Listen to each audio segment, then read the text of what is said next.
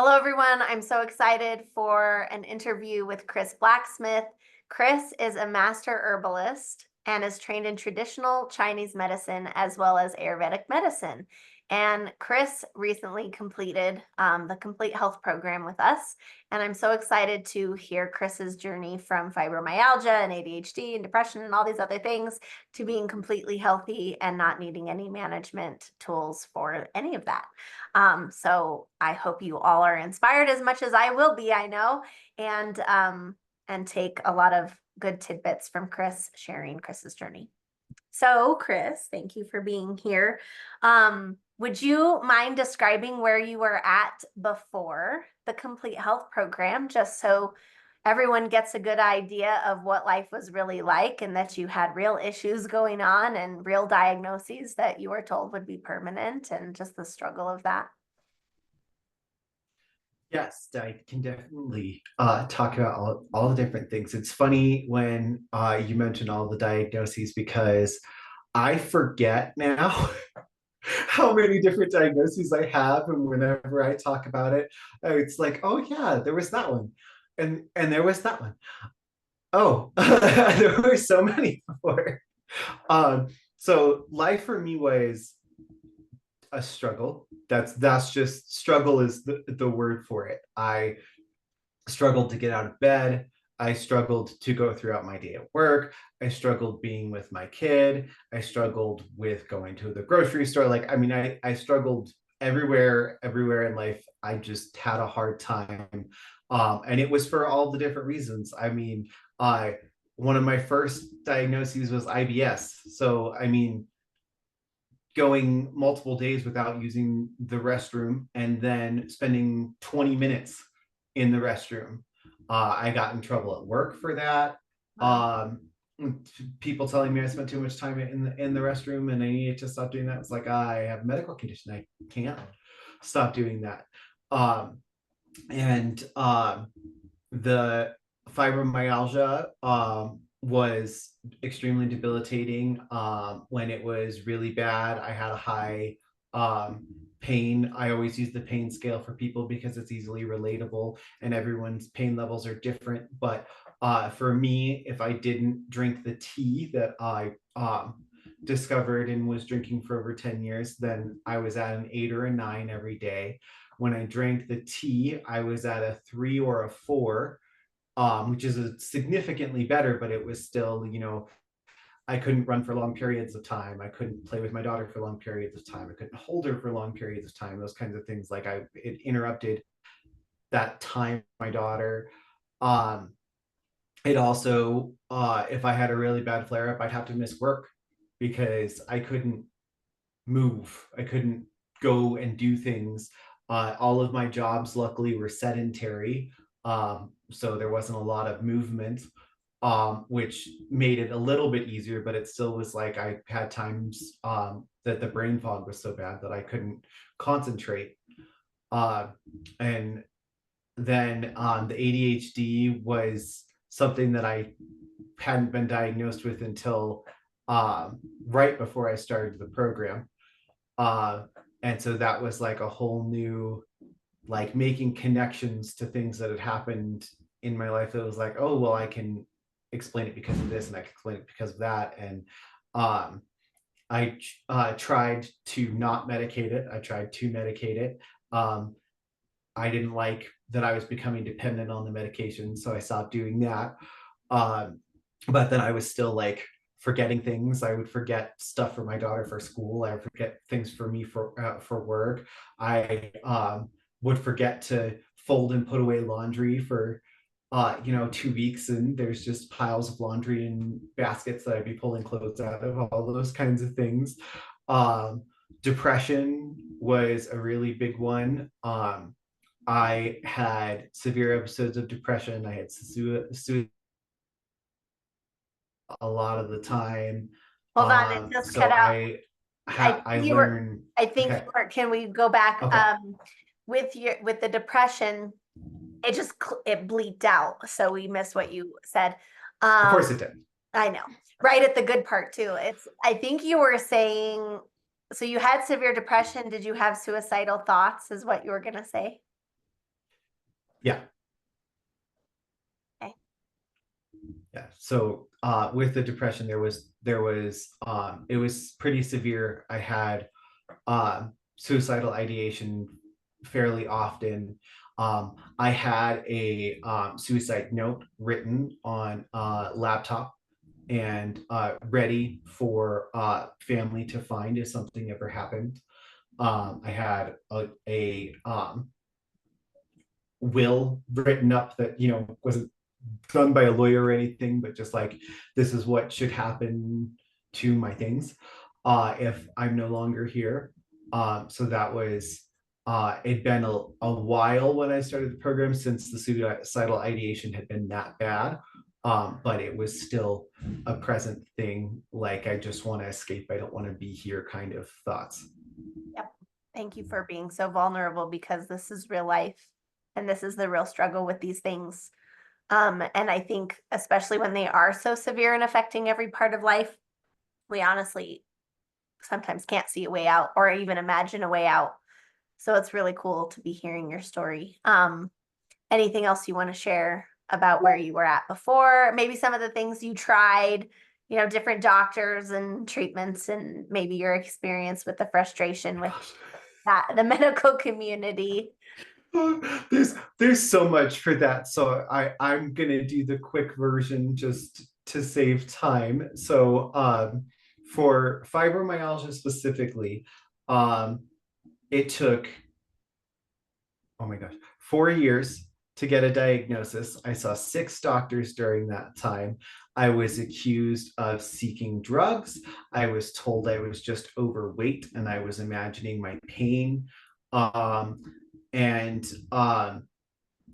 it was very frustrating during that time, even after finding a doctor who did believe me, because, well, frustrating and scary, because it's like you get all these tests done. I mean, I had full blood panels, I had multiple x-rays, at least 10 x-rays on my back, if not more. I honestly can't count. They did a lot. I had an MRI scan.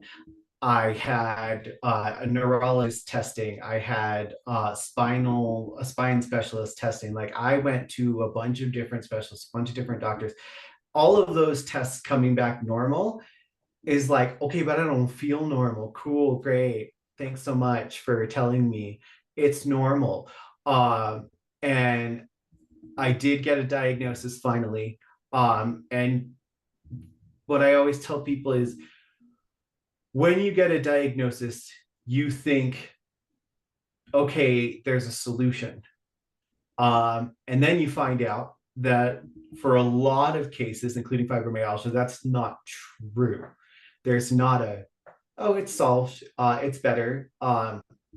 They do what I like to call prescription roulette, which is, we're going to give you this pill, and if it doesn't work, then we're going to give you the next pill, and if that doesn't work, then we're going to try this one, and we're just going to keep going down the line of these pills that have worked to a certain extent for some people, because we have no idea what it is. That was the conversation that I had with the specialist about my diagnosis, was, we don't know how it becomes a part of the body. We think there's a genetic factor, but we don't really have any proof in it. And it's just here, and it'll be there for the rest of your life, and we'll just try and monitor it with medications. So that, I mean, there was severe frustration with that.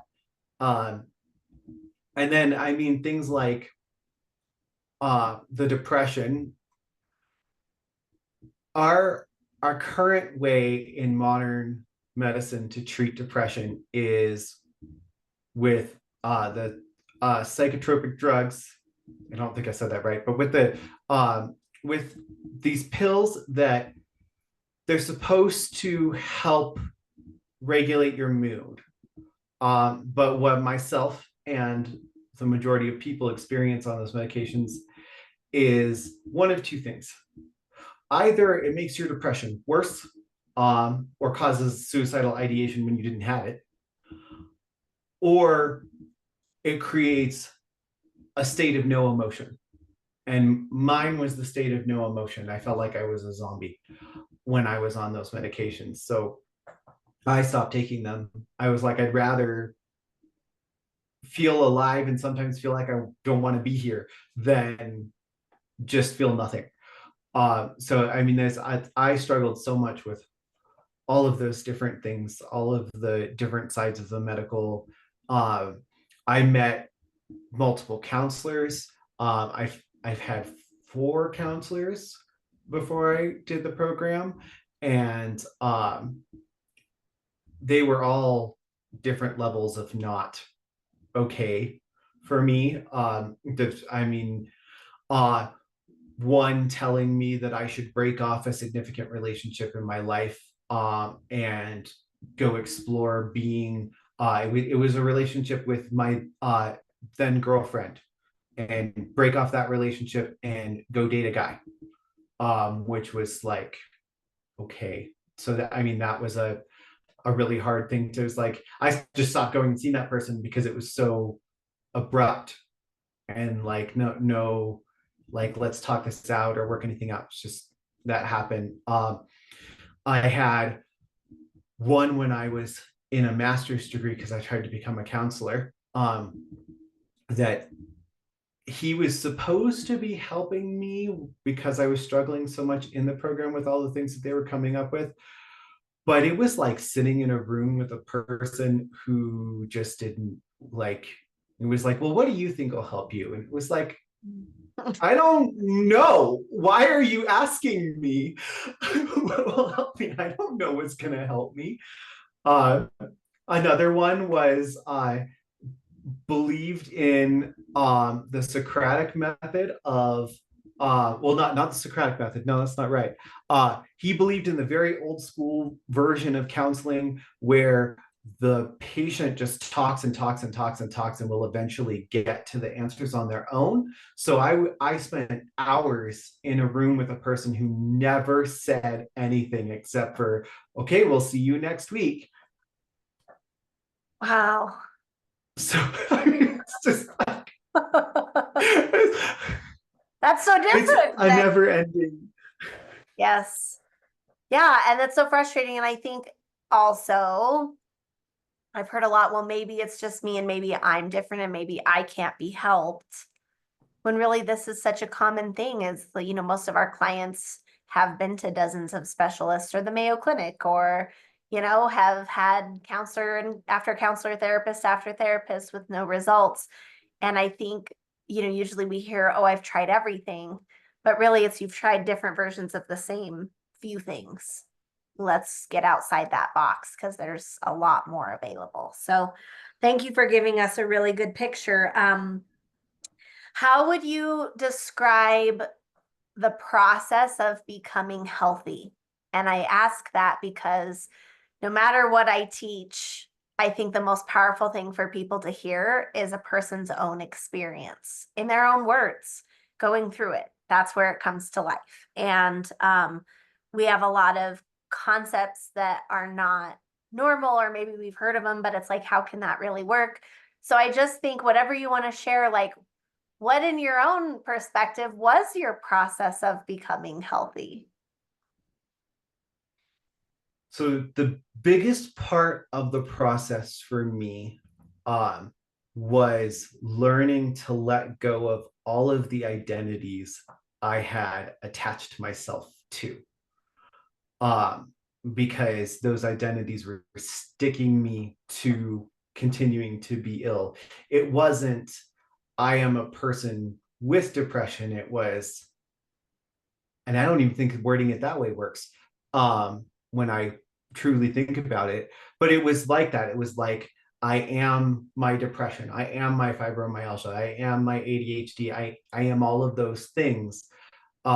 Even identities of like gender and sexual orientation and those kinds of things. All of those different identities were causing more issues throughout my life of the attachment to them. We have those identities. It's okay to have identities, but that attachment to them creates problems. I don't know how else to Yeah, so describe it. And this Um, might be totally new for people to think of an attachment to an illness or an identity around an illness, but we see it in everyone. We, for some people, we literally have to have that conversation. How can you see this has become your entire identity? And it's like, for me, it was my safety net in life, to be honest. It was like my buffer, would get me out of stuff. I didn't know consciously that I was doing this, but I realized, oh my gosh, I didn't want to go to the party. And instead of telling my friend, I think it's too much today, or whatever for a long drive. I waited to the last minute because I was a chronic people pleaser. And so then I developed a migraine, which I had chronic migraines at the time. But I developed a migraine that day that got worse and worse and worse right up to the moment. And when I finally sat down and said, okay, McCall, parenting moment, you either need to tell her the truth of how you're feeling and not use your symptom as an excuse, or you need to buck up. And if you're going, then you're going and not throw a fit in your body. Now, if you would have told me this, before any of this work, I would have thought you were nuts. But after this work, it was a simple conversation with myself.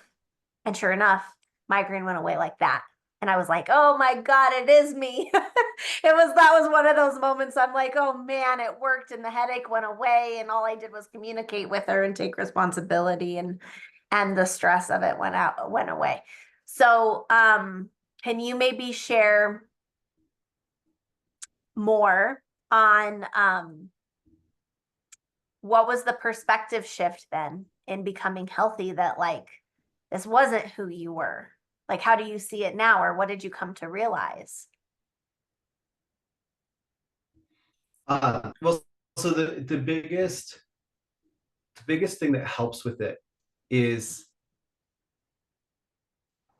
retroactively we can apply those situations. So like, for example, the ADHD, once I got the diagnosis, I could retroactively apply that to my life and be like, oh, that's why I struggled in school, that's why I had a hard time making friends, that's why this happened, that's why that happened, that's why that happened. And so it was stopping and taking a look at and being like, no, there was a point that none of this was there.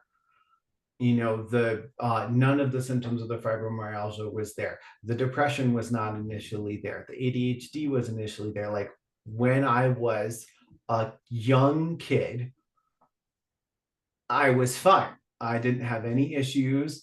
Um, there were like some things that doctors tried to diagnose me with, but I was a kid and my parents didn't tell me about it and I didn't know about them, so it didn't matter. It didn't hurt or anything like that. It was only the more I learned about the world and the more I associated with things that happened. So it was almost like a going back to a state of, look at what your life was like back here, what happened between here and where you're at now that made all this stuff suddenly happen. Love that. What was the actual trigger to my nervous system, to my body, that then developed these symptoms, and recognizing that there was a you, or there is a you without those things still. There is you, and then there's those symptoms. That's a beautiful way to look at it. And I think really powerful. And I hear this a lot with like ADHD or different like autism, where it's like, oh, it's because of this. It gets blamed a lot for our experiences or mistakes we make or these other things. When really, when people are fully healthy, they live in the parasympathetic, their nervous system is regulated, their body is functioning optimally. They don't have the negative symptoms of ADHD or autism or some of these other things that we consider to be more personality based or just neurodivergence or whatever. Can you speak to that, like as a healthy person? I know we'll go there later, but can you just speak to how you realize that it's not, oh, that's because of my ADHD? Like, you actually found other causes for those symptoms. Yeah, that's something that was like towards the very end of the complete health program, and even after, that I have worked a lot with. because I went to school for psychology. We're taught these are things that are here forever. They don't go away. You can manage them, but it's not gone. Like there's not, there is no cure. And that's, you hear that all the time. There is no cure for these things. Um, what I found is I have I have to catch myself when I'm relating to ADHD content, or even I relate a lot to autism content. I think that like social media autism content is really funny, and also is like I can associate with that.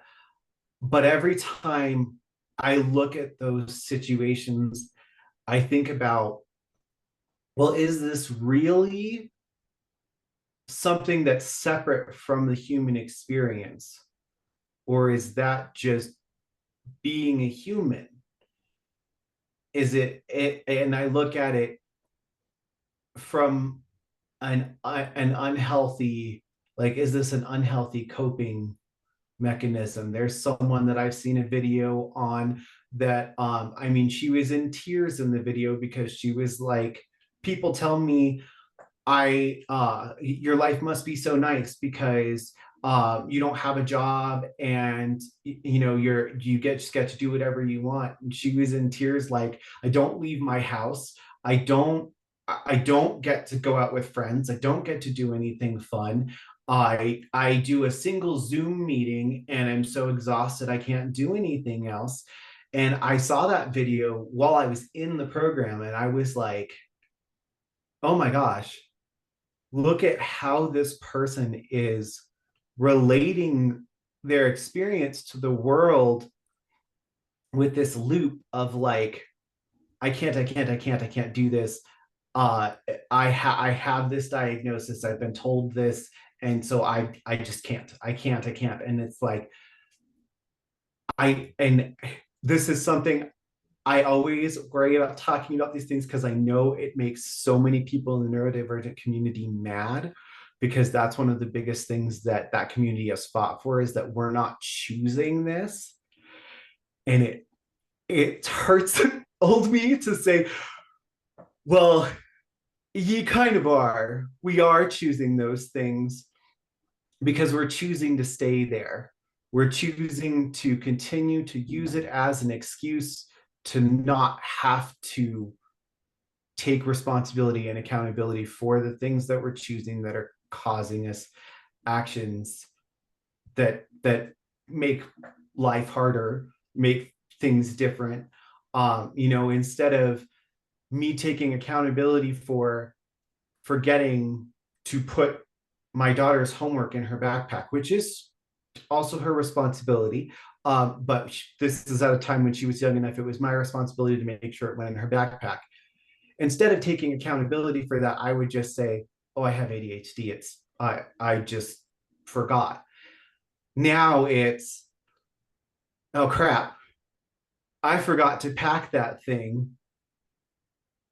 That's my bad. Apologizing to my daughter because she didn't have her water bottle or her whatever that I was supposed to help remind her to have. Talking about how it's also her responsibility and her accountability to do that, and making sure that I find a way in my life to not have it happen again, or have it happen less often. We're not perfect, and it's not going to not ever happen, but did I need to give myself more time in that morning? Typically, yes. Did I need to wake up earlier? All of those kinds of things. I look at my life in a way of, instead of, it's almost like people in the neurodivergent community and in general talk about, those are accommodations. You're making accommodations for your life. It, I kind of, but no, you're just saying this is what I need as a human to function. So I need that extra time to make sure I've got all my stuff together. I can't keep everything in my head, so I should have a list of the things that I need to take in the morning. It's stuff like that that everyone needs different levels of those things, and it doesn't make you a diagnosis or a bad human because you aren't able to keep all of that information in your head and keep perfect track of all of your stuff. Yes, which really, so I am neurodivergent. We are. Doesn't mean that we are unhealthy. Now we are fully healthy. And a lot of the symptoms that we were told came because of that or a label. Actually, those have gone away. And it's very interesting because when I look at a person who's in a state of survival mode, fight, flight, freeze, fawn, sped up, powering through, pushing through everything, like literally we don't have our blood flow isn't in a whole brain state. It's in the reflex centers. So we do forget stuff. So the symptoms associated with some of these conditions that get roped in with those labels are actually symptoms of being in sympathetic dominance, being in survival mode, being in fight or flight mode. And so it's really interesting when we look at that, and specifically with certain labels like ADHD there's no test. They label symptoms. So they're not talking about, well, what's the root cause of those symptoms? They're just labeling, oh, these group of symptoms together, we call that this. We call that autism, we call that ADHD. There's lots of different variations of the, OCD and different things like that. And so I love what you're saying because I do work with clients lots. A lot of them are neurodivergent and there's neurotypical. And when we start looking at what works and how they support themselves as healthy people, it actually looks the same. So it's really like, how do I mature and be slowed down and be connected to myself and take good care of myself? What is true self-care? What is knowing myself and my needs and my tendencies? And, everything you just said, I'm like, yeah, that just sounds like a responsible adult to me. And even the neurotypical individuals, they might get away with a few things more easily, but often not. They also need the morning routine. They usually are in a rush in the morning. They forget stuff just as much. It's so fascinating when we really start pulling it apart.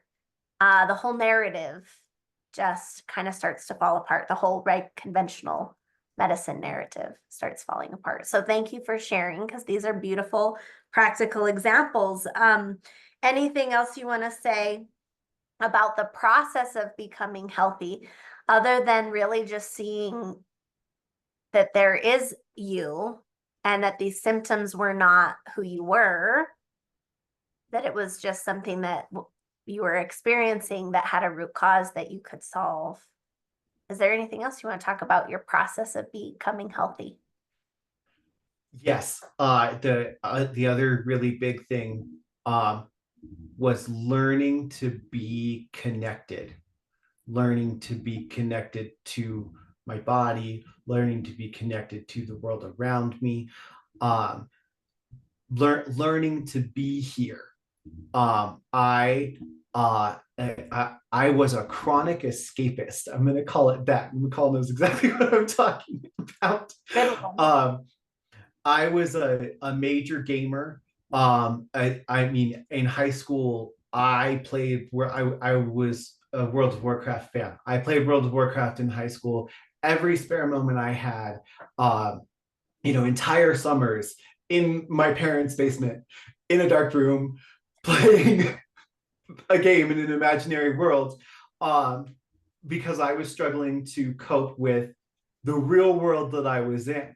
And that chronic escapism continued throughout my life into adulthood. I mean, TV shows, listening to music, watching YouTube videos, literally anything. Reading books. I love reading books. Still love reading books. But again, was I reading the books because it was an enjoyable self-care activity, or was I doing it because it was an escape? And I can tell the difference now. But everything was an escape. I don't want to be here. I don't want to be in this world. So I'm going to read about other worlds. I'm going to read about other lives. I'm going to watch other things. I'm going to do other things. I was not making room for myself. I was filling my life with all these other things. So there wasn't time to just be with myself, which also meant I became disconnected from my body, and my body had to start screaming at me to get my attention and to spend time to do any form of self-care, which I still didn't. And other chronic escapism thing, marijuana. That was a huge thing. That was something before I'd started the complete health program I had quit. But the reason I quit was not because, oh, this is a negative bad thing, like recognizing, hey, this isn't healthy for me, I should stop.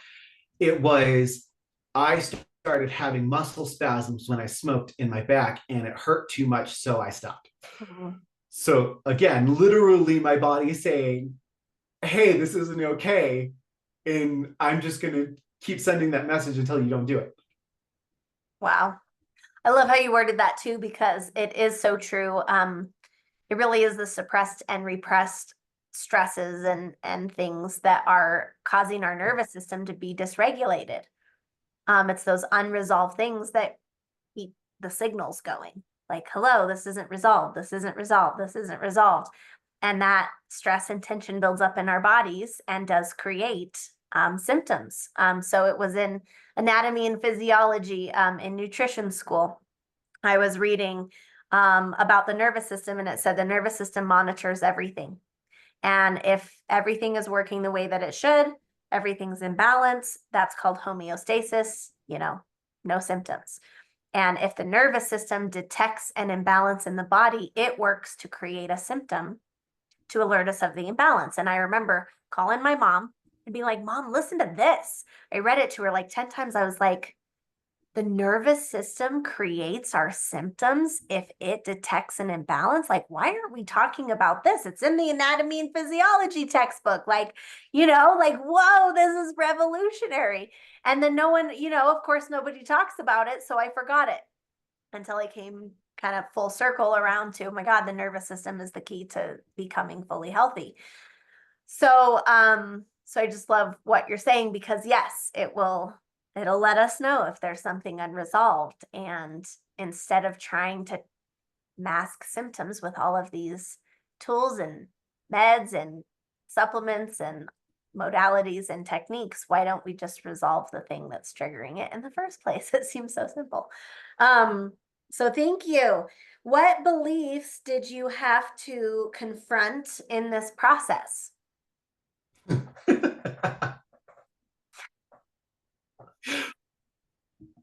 All of them? All of them. Yeah, that's always like, can I say that? Yes. It's all of them. It literally was all of the beliefs I had, the beliefs I had about myself, the beliefs I had about family, the beliefs I had about the greater world around me, beliefs I had about relationships, friendships, and dating relationships, like of all of that. I mean, there was so much built up that I had internalized from the news, from people I knew, from things I'd heard, from things my parents had told me, from all of these different areas that I had internalized that didn't sit with my truth and my reality that I hate saying the reality I wanted, but the reality I wanted. And Like, what was there was, authentic for you? What was truly, yes, yeah, what you genuinely wanted, not what you thought you should be or should do in life, yes, what success has to look like, and yes, all these things. Mhm. yeah. So, I mean, there was all of those different kinds of things that just like, I mean, things about the way that the ego and the mind works with your with who you are, and how they can hijack and change the way that you're viewing the world. And I mean, just so many things. There were so many things that were eye-opening, completely changing, um, and taking accountability for all of those beliefs and my part in internalizing them. Because was I the one who said those things? No, they were all said to me, but I was responsible for taking them in and saying, okay, I'm going to believe this now. This is a part of me, even though it didn't fit with the authenticity of my experience. And it's still something that I have to catch. And I have the tools now to catch it. But it's also something that it's not like it's stopped. I just learned new ways about how it's trying to sneakily come back. So Oh, I love that. And yeah, it's like people always say, but how do you regulate the nervous system? And it's like, well, there's infinite tools, but it's more than that. It's really learning the nature of what it is to be in the parasympathetic. What do I think in that system? What do I feel in that system? What kinds of behaviors do I exhibit in that system so that I can catch things at that level and regulate? Also knowing the same for survival mode or being in the mind and ego, right? Versus like my creativity and my regulated, peaceful state, in the parasympathetic. So it's knowing what do I think, feel, and do in those things so that once I know the nature of it, I can spot it anywhere. And there's lots of different ways we teach you. I love this analogy, so I'm going to say it. They say don't give a man a fish, teach a man to fish. And what I love is that we don't do either. We do one better than that. We teach how to think like a master fisherman. Because if I teach you how to fish, you're just going to be copying my way of fishing. Here's the pole I use. Here's the bait I use at the river. Here's how you cast it. It's a copycat thing. And so, but that doesn't work on the lake or in the ocean or when you're fly fishing versus whatever, trout fishing. It's how do I think so that I can apply, I can know and have the discernment of how to think about it. Which pole do I want to use? What technique? Where do I want to go? What kind of fish do I like? What's the lure? What lure or bait do I use? And so, the tools are looking at how to know when you're sped up and pushing through life, surviving, and slowed down and connected and present and aware, having self-awareness, knowing how to do our own inner work, self-discovery work, shadow work, uncovering unconscious beliefs, uncovering my feelings that I suppressed, uncovering just all of that, looking in. It's how do I parent myself with love, support, nurturing, maturity versus taking shortcuts, right? What is a self-defeating behavior? Letting myself off the hook, taking the easy way out that really doesn't honor my integrity or my character or who I want to be. It doesn't make me feel good about myself. It makes me feel unimportant, like I don't matter. It builds inner turmoil. It's how to know what a stressor is. Because most of us, we're like, yeah, my job's stressful and parenting stressful. But that's so vague. It's how to know when I'm triggered, which is very subtle, and we usually often miss it and suppress it. So it's knowing how in that moment that I am triggered or that there is a stressor in my life, how do I connect, look inward, and then make an intuitive, honest, truthful decision, supportive decision. What can I do that's in the highest good of everyone in the situation? What can I do that is most supportive to me? Or what is the healthy choices I can make here? How can I respond and not react? And really learning to embody that in your own experience so that in your nervous system when something's a screaming no, you're listening to the red flags, and when something's a screaming yes, like yes, that's the solution here, and you get to use your whole brain. You get to be in a state of coherence, which there's tons of studies about. That's the flow state. That's where we're most intelligent. That's where we're most productive. That's where we're most creative. And if we can approach all of life from that place, that's a very different place. That's the parasympathetic as we teach it. That's living from the heart, not the mind, survival, ego. So I love what you're pointing to. I just wanted to expand on that these things help us know the nature of when it's mind and ego and when I'm living authentically and from love and compassion. And we know all these things. We're all taught these things. But in my experience, we're taught concepts. We are not taught how to actually do that in our bodies. And if we have ongoing symptoms, we are in survival mode, black and white, period. No ifs, ands, or buts. So no matter the concepts I know of everything I've just said, if I have ongoing symptoms, then I am in survival mode. That's what I'm embodying. I don't know how to embody anything else. So that's the level of deeper work that we've got to be doing on ourselves. So I love that you were pointing to that.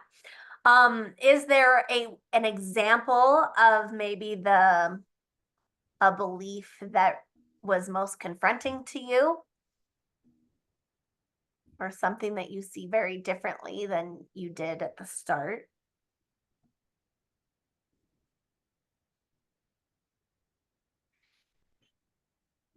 So this is one that I'm working on the relationship, not the particular belief I'm going to talk about, and that's it's a very good distinction to make, because everything in our lives we have a relationship to, and it's guided by all the different beliefs. So the relationship that I'm going to be talking about is money. And money is a big struggle for me. Nicole knows this. We talk about it fairly frequently when I am struggling in that area. And there the beliefs that were the hardest to confront with money were uh, common to a lot of people. And it's not something that I thought about or looked at until I was in the complete health program. And it's the thing that our parents always said to us: we don't have a money tree in the backyard. There's not a, do you see any trees with money growing on it? No, I have to work and earn for all of that stuff. um what do you think I'm made of money? All of those kinds of statements, we hear those a lot as kids when we're not, um we don't understand why they're saying that. Like, we don't get what's going on. We don't have the concept of money. And instead of the adults in people's lives taking the time to really sit down and talk about what is money, how do we use it, why are we using it to buy these things and not these things, all those kinds of things, and truly explaining it, we're just using these weird metaphorical concepts that then create weird beliefs around money when we're adults. So I mean, the biggest thing that I struggle with in my relationship to money is a constant view of scarcity. Mhm. And there's never enough. There's never going to be enough. If I don't make this amount of money, then I'm going to be homeless, and my whole life is going to fall apart, and everything's going to be terrible because I don't have that amount of money. And it's something to look at. Okay, but no, that's not reality. That's not the reality I'm currently living in. I am in a spot with my money where I have a place to live. I have enough food. My daughter is happy. She's able to do the sports and things that she wants. Does she get absolutely everything she wants? No, because no one should get absolutely everything they want. That's not healthy either.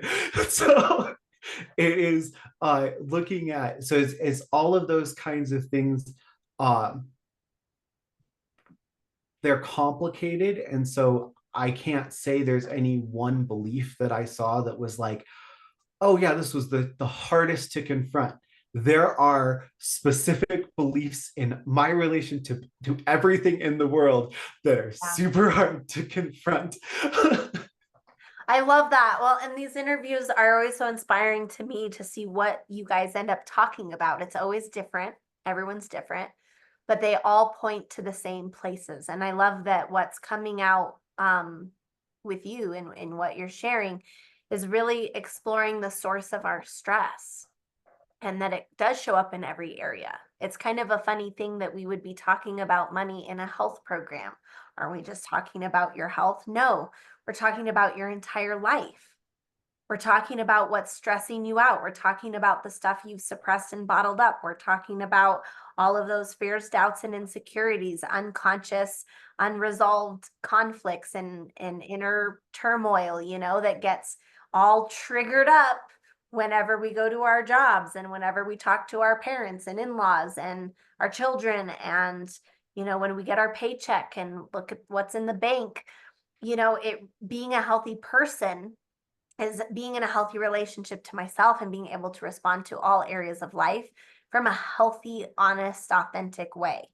And instead of from our childhood conditioning and our shadow aspects and our, all of these things. So I love that that's what you're pointing to. That's a great example. I think a lot of people, the majority, have scarcity conversations, and we inherit relationship with money and other things from our upbringing and parents, and often did not have something that was healthy modeled to us because our parents were in survival, our grandparents were in survival. Then we go to the doctor, our doctors are in survival mode. Most of them aren't healthy. How can you expect to learn to be healthy from someone who is not? Most of our holistic healers are not healthy. They are band-aiding their symptoms and managing and suppressing their own symptoms with different tools and modalities. So when I started realizing if I want to be fully healthy, I can't learn it from a person who's sick, I started seeking out different kinds of mentors and different things that really they were fully healthy. They had fully healed, so they could help me get there too. Two more Yes, questions. before your next question. Okay, yeah, go ahead. Yeah, I had, this is a very quick side tangent, but I think it's really important to talk about for people who watch the testimonials. I've worked in the regular medical field. I have worked with doctors. I've worked with MAs. I have worked in a pediatric clinic. It's connected to a family clinic and a bunch of specialists downstairs.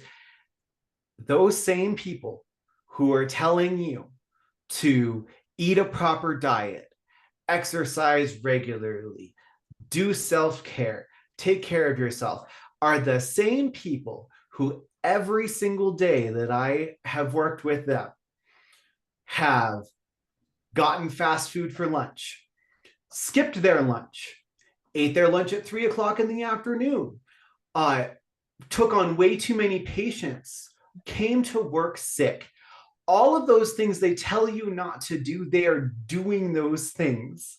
Yeah. So just like McCall said, how can we learn to be healthy from individuals who are taking such poor care of themselves? Yes. And I think it's beautiful. I actually have the pleasure of we live in the same town, so that's cool. I see people from all over the world, so it's really cool when I have somebody close in my network. And we've been at conferences together and, different things. And not to toot my own horn, but that I live what I say. And I call myself out when I don't. And I really don't get away with not following what I say for very long, maybe an hour or two. And I call myself out. So, and that's the same with all our practitioners. It's not a me thing. It really is, I have the utmost respect, honor, gratitude for the practitioners that are my coworkers that I work with. Because they are just living, breathing examples of everything that comes out of their mouth. And it is such an inspiration. It is wonderful accountability. But I also think that's very rare in the world. And I really respect being in that environment. I love that our clients get to come be in that environment and that there's integrity to the core and that it really is about learning to embody what we say we believe, embody what we want and actually learning to do that more and more and more as second nature, that becomes our new natural. And it's just a really inspiring thing. So thank you for saying that. Two more questions. What has been your biggest takeaway? And then what is it like being a fully healthy person now? What is different now in not having those things in your life anymore? So it's biggest takeaway, and then what is it like? So we kind of got into it before, but biggest takeaway for me is that this is something I am actively doing. This is not so much of alternative health remedies, of modern medicine. Is here's this external thing that you take and it helps. And that's not what this is. This is, I am actively looking for, catching stopping, course correcting, however you want to put it, the things in my life that would cause potential chronic illness later, right in the moment that they're happening, or a couple hours after it happens, sometimes a couple days, sometimes a couple weeks, working on that to where it comes faster. But that is like, you're actively looking for it and repairing and fixing and helping right now. I don't have to wait 12 months to go see a specialist for them to tell me we don't know what's wrong. I don't have to do that anymore. How long did it Because, take you to graduate? oh, 4 months. I was in the program for 4 months. That's awesome. I just wanted to say, I just wanted to know it's not waiting just to see him. It's like, oh my gosh, 12 months or 4 months from now, I could be graduating as fully healthy. Like that's, I mean, again, one of the things I would have thought was insane if you would have told me. But for me, it was 3 months. And I also still thought that was insane. I went back and counted, well, wait, it hasn't been that long. How many weeks has it been? It was 12 weeks and 3 days. And I was like, that's insane because I'm functional medicine trained. So I'm like, that's not even possible. Like I know how long antibodies stay in your blood. That's not even possible. And I actually had to, that was one of my beliefs I had to work through because I was like, I'm not computing. This isn't possible. We're taught antibodies stay in your blood 4 to 6 months. Like, so it's been three months. How is this possible that I don't have my food allergies? I can eat anything. My antibodies are gone. My autoimmune markers are gone.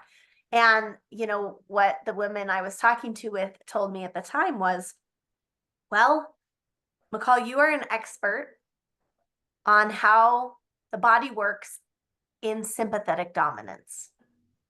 And all the studies you've ever learned at the time, it was like 12, 13, 14 years. I don't know how long I had been on this healing journey because it started very early on at 14 for me. She said all of those are done by stressed people on stressed people, all about sympathetic dominance. Everything you learned in nutrition school was what nutritional needs are for people in sympathetic dominance. And you have no idea what the body is like in parasympathetic dominance. You have no idea what the nutrient needs are for someone in the parasympathetic nervous system. And so it really made that made sense to me. And I really felt like I was in kindergarten again, like, well, you're right. I guess I better start learning what it's like, what the body does in this other mode, because my whole life has been lived in a different mode, and the majority of the world lives in a different mode. I think it's about 8% of the population ever come out of survival mode and live in the parasympathetic. So we are working with the 8%, 7% of the population that is really willing to do this depth of transformative work. So let me get back to where we were at. Okay, so yes, your biggest takeaway is that it's a now moment thing. And I just want to talk about, or maybe I'll ask you, can you talk about how you can resolve flare-ups in the moment then? Because if there is a symptom that comes, now your chronic illnesses are gone, but if there's a flare-up or a symptom that comes, or a cold or a flu or whatever, like how do you work through that, knowing that you can regulate your nervous system in the moment? So that McCall has an awesome sheet that she gives everybody. That's after the complete health program's over. There's the flare up module, and you learn how to do those things in the moment. And so, I mean, it's really simple, and it's so funny because of how simple it is. Because I mean, it's looking at what day and time did the trigger happen, what was the trigger, and then what are typically two resolutions that you need to do to resolve it. And I mean, it's three questions. You take, when you're new to it, it takes maybe like 15-20 minutes, but once you're more experienced with it, it takes like 5 minutes to be like, oh, okay, happened on this day at this time, the trigger was this, and these are the things I can do to make it so that doesn't happen again. Yep. And resolve my inner nervous system response, which I think is so cool. And that's funny you said 5 minutes. I think I'm around 2 minutes now. So you get even a little faster over the years. But it's so cool that it takes away the fear, it takes away the mystery, it takes away that trauma response of, oh no, now what? And then you start scrounging for all these external remedies and pills and things and the chiropractor and this and that. It's like, my gosh, if I would have kept that up, I would have easily spent $200,000, $300,000 for the rest of my life just managing flare-ups. And now it's like, nope, I just go inward, I do the process, I regulate, and my symptoms resolve very, very easily. So what else is it like being a fully healthy person? Now we know where you started and the picture around that. So can you give people a picture of, well, being fully healthy? Here's the benefits that that's brought so far. What does So that I even did, mean? yeah. So I didn't really talk about this in the previous life part, but I love food. Um, I love food. I love cooking food. I love trying a bunch of different kinds of food. And one of the things with fibromyalgia is you're supposed to have a gluten-free diet. I said, screw that. I'm not going to take gluten out of my diet. I refuse. And of course, I felt awful because I didn't do what was suggested. But it's so great to be able to, I don't have to make sure that I pick a specific restaurant to go to. I don't have to make sure that I pick a specific menu item or have to look at a restaurant ahead of time to be like, oh, do they have a gluten-free option, or do they have an option that's going to work for me? I don't have to do that anymore. I can just go to places and be like, yeah, I'm going to have this food because it sounds good and I want to try it. So that's one of the exciting things. One of the biggest things for me in my life is I'm a single dad. And so I, without having gone through the program, I highly doubt I would be coping very well right now. Uh, Having to be responsible for all of the household things, the child, all of the different things, and feeling the way I did before, I don't know how I could have done it. I look back at my life in previous times and don't know how I did it then. There was a time in my life, just to give people an idea of like how much I was doing while chronically ill. There was a time in my life that my daughter was newly born. My ex-wife had postpartum depression, so I was solely responsible for everything with the child because she just couldn't do it. I was in my master's degree and I was doing an internship and working a part-time job and still responsible for all of the household things and everything. So I think about that time in my life and I'm like, how did I do that? And I still don't know how I did that. But now I can sit in my life and if a big challenge comes up, I'm not scared of that challenge anymore because I know I can make adjustments to take on the challenge, to be there for it, and to process through it myself, and to get help from McCall if I need it. That's one of the things that we haven't mentioned. You get lifetime access to your coach. And so it's not like the complete health program's over and I might still be struggling with some things and I am just on my own. If I need help, I'm able to reach out to McCall. And so, I mean, like I have a support network. I'm in a place where my daughter is big into sports and wrestling and stuff like that. And before I couldn't do any of those things. And now I can play soccer with her every afternoon that she wants to. I can wrestle with her on the bed. we are able to do all of those things that she wants to do because I am physically able, I am fully healthy and able to do all of those things with her. So those are some of the really biggest things. And I mean, it's bring gravity to the people who are, because we all dream about the big things. We all think about that, like, oh, I'd love to play with my kid and do it. But for those people who are suffering from chronic illness, I know from my own experience,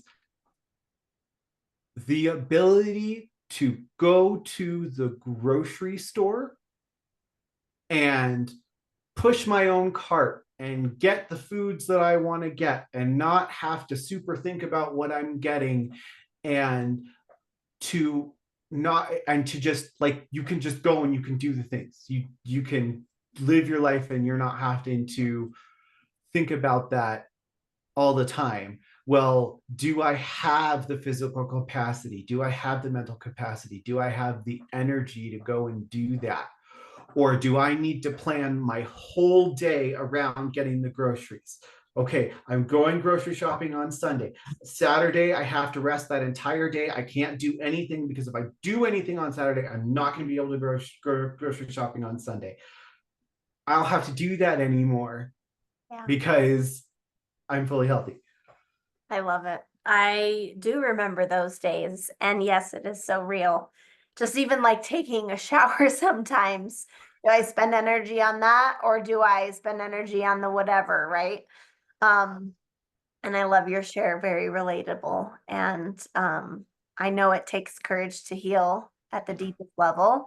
And so I just acknowledge and appreciate you being a leader and an example, and then being willing to share so vulnerably for others to be able to see themselves in your story and hopefully see some hope for themselves as well. I love it. Is there anything else you want to share or tell anybody that might be unhealthy and struggling before we close? Yes. So the last thing I want to say is, picture yourself healthy. Picture yourself and what your life would be like.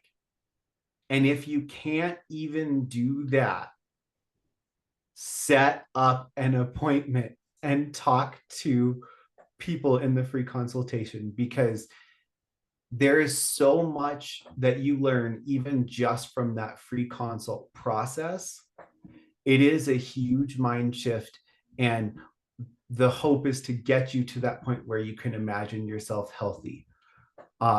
Because it is, I know people are struggling for many years. Mine was over 10 years before I started the program. So it is something, it's hard to picture in the moment, but try and just talk to someone who can help. Thank you. Yep. And I didn't do introductions in the beginning, so I'll do them now. But I am Mikala Barron, and I work here at Chronic Illness Solution. And what we do is we teach individuals with chronic illness to become fully healthy. It's about 3 to 5 months on average for most individuals to do that process and to address every root cause. So the premise is that when the body is in sympathetic dominance, in a state of survival mode or fight or flight, we can't function optimally. Every cell is compromised, and we don't repair our bodies. Our cells are not in regeneration and repair. And so that process does exist in the parasympathetic nervous system.